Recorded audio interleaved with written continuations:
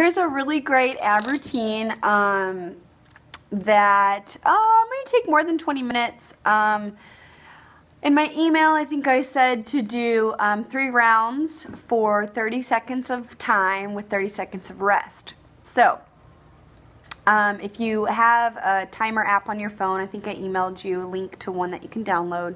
I think it's free or $1.99. I really like to use that because it has sounds and buzzers and things, and then you don't have to worry about looking at a watch or a clock, and you can just use audio cues to do this one. So that would be my recommendation, is to get the timer app. And so everything is supersetted, okay? And so what that means is you're going to have 2 exercises that you're going to kind of perform back to back for 3 rounds total, and then you'll move on to the next 2 exercises, aka supersets. Okay, so 30 seconds of work, rest for 30 seconds, 30 seconds of an exercise, and rest for 30, and then again for 30 of each. And then before you begin your next superset, you'll have about 1 minute to 2 minutes of full rest. So that's when you can really grab water, catch your breath, and maybe even stretch out your abs a little bit. So let's go ahead and get started, okay? The first one, A1, is toe touches. And everything can be done from your mat. You don't need any equipment. So you may even be able to do some of these at home too, in case you're not at the gym, or you want to break up your running maybe in the morning and then do your ab stuff at night or something like that. Okay? So the first one's toe touches. So you're going to extend your legs into the air. Okay? And you can have a slight bend in your knee. All right? And all you're going to do is reach up and see if you can touch your toes. I can't touch mine. All you're trying to do is do a crunch and reach up for your legs. Okay? So set your timer, 30 seconds of toe touches. And then after that, you're going to flip over. You're going to be at the top of a push-up or a high plank position. Don't even need your mat for this one.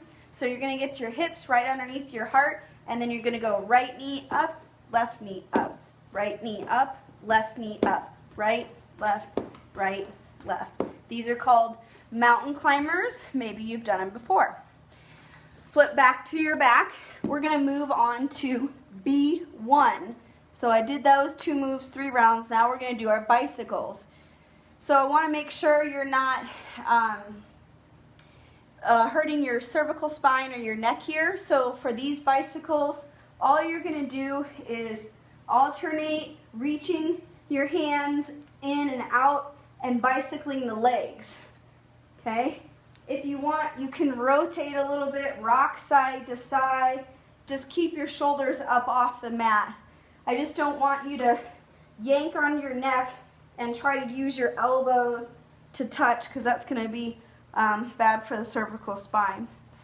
Then again, you're going to flip back over, and this time, getting back into that high plank position, you're going to come down to a forearm plank. So you're going to go elbow, elbow, hand, hand, elbow, elbow, hand, hand. Okay, so my elbow, wrist, shoulder all make one straight line, and so I'm going to a forearm plank and then back up to a high plank, alternating.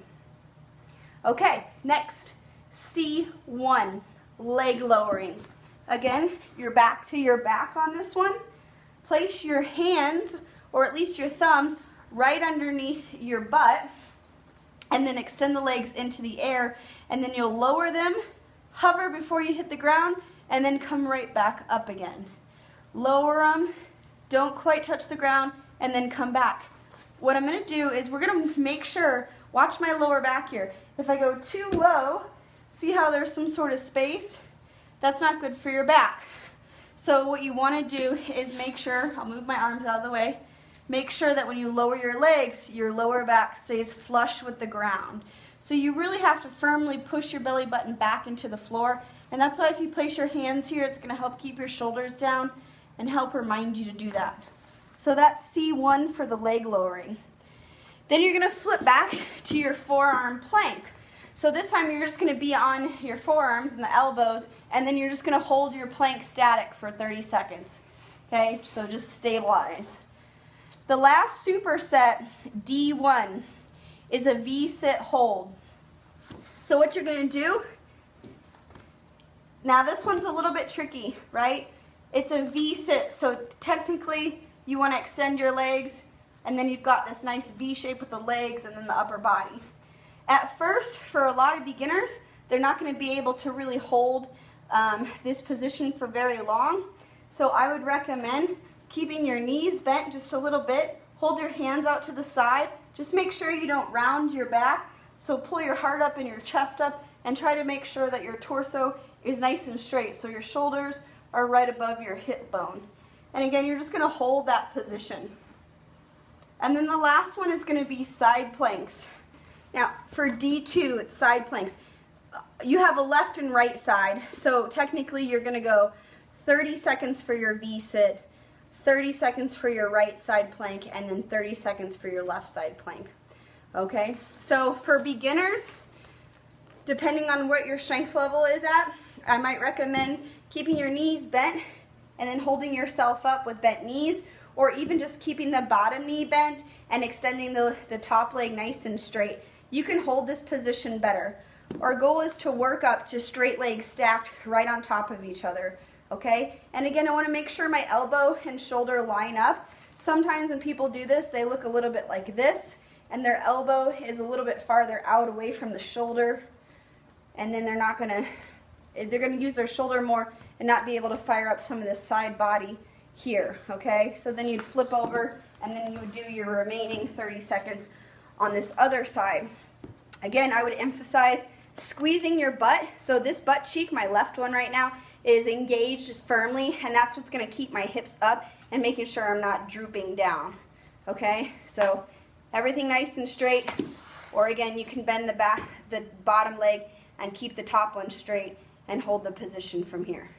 Okay, please let me know if you have any questions, or if you ever have any pain in your lower back or discomfort in that area. That's probably a signal that your core is weak or it's not doing what it's supposed to. None of these should be lower back exercise or be hurting that. I know it's a long video, but thanks for watching.